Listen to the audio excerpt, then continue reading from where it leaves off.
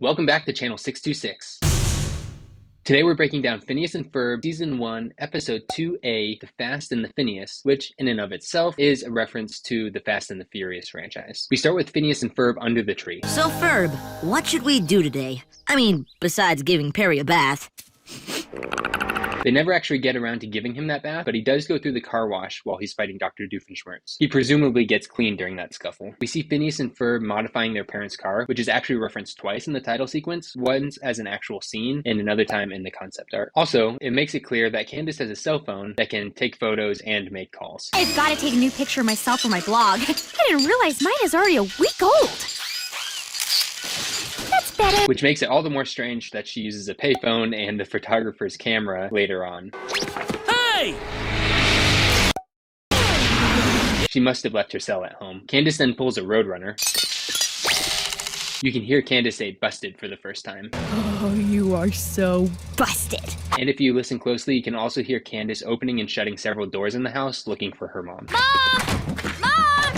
Mom! We then meet Mrs. Garcia Shapiro, Candace, dear, Bubula, good to see you. who we can tell is Isabella's mom from a portrait hanging in her house that we see later on in the episode. We also learn that their family is Jewish from the Hanukkah menorah that's above their TV. Each time the tricked out car goes past Phineas and Ferb, we see their hair get whipped into crazy shapes. At one point, they even switch hair. Phineas says, We're entering the Swamp Oil 500 today. a nod to one of the show's co-creators, Swampy Marsh. Perry enters his lair the exact same way he does in the roller coaster episode.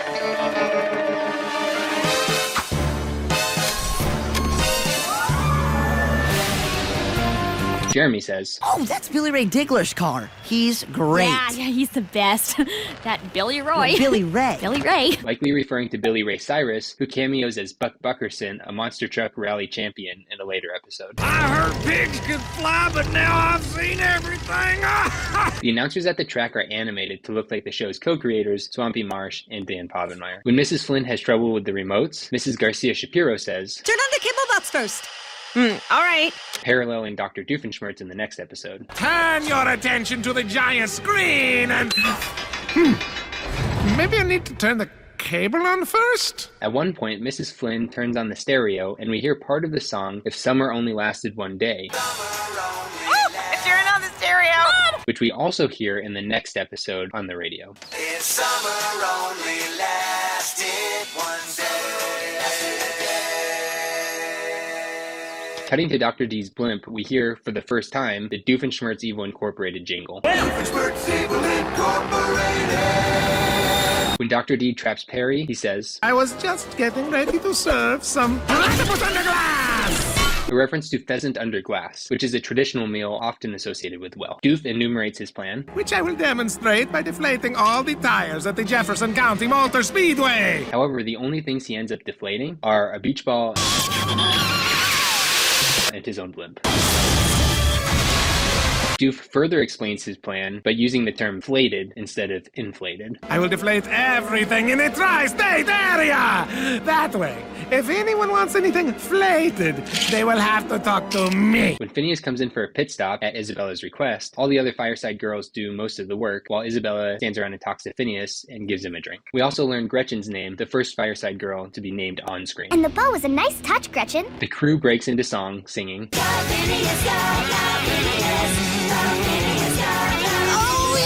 the lyrics and dance moves are a nod to the song Greased Lightning from the movie Grease.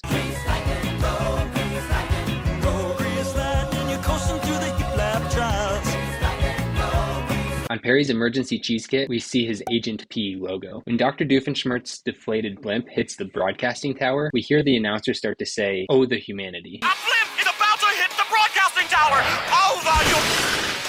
referencing the Hindenburg disaster, when in 1937, an enormous German commercial Zeppelin was destroyed by fire while attempting to land in New Jersey. All the humanity and all the fun! Candace's response to her bad luck is, Meep.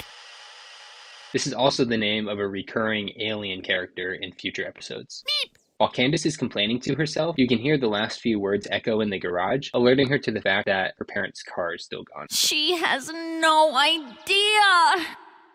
When fighting Dr. D in the car wash, Perry ducks while Doofenshmirtz gets caught up in the brushes. This is similar to how a fight ends in Indiana Jones' Raiders of the Lost Ark, even down to the similarities between Indy and Agent P's hat. Candace never actually tells her mom what the boys are doing in this episode. You have got to see what Phineas and Ferb are doing! Turn on the TV! Well, Mom, what do you think of this? Mom, quick! Go! All right. Mom, you've got to see this! It's about your car! See, Mom? Look! I told you! Also, no one says, "Oh, there you are, Perry," and Ferb doesn't speak, although he makes up for it with a speaking line and a song in the next episode. And that's a wrap. Did I miss anything? Let me know in the comments. In the next episode, we'll be taking a deep dive into Phineas and Ferb's backyard beach. Make sure you subscribe so you don't miss it. And until next time, remember, there's no platypus controlling you. Oh, I get it. Platypus is a metaphor for whatever's keeping you down.